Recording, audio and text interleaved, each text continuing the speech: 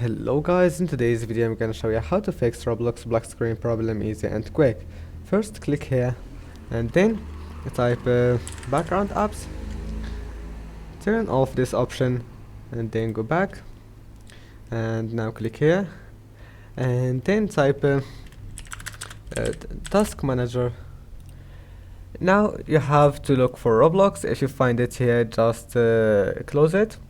And after that, click on memory to see application that is using your memory and close all the applications that you don't need while playing, like Google Chrome, end it, right click on Steam, end task, and then make sure Roblox got enough memory to launch, and do the same with CPU, close all the applications here that you don't need.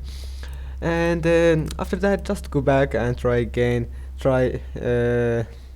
run it as an administrator, and if that doesn't fix it, try starting your PC, and if that also doesn't fix it, now just go here and go to apps and features, and now type Roblox, click on it, uninstall it, and then go to run, type app data, click OK, and then go to local, scroll down until you find Roblox, and when you find it, right click, delete it, and now Roblox is completely remove it from your PC. Now just go install it again, your problem must be fixed. See you in the next video.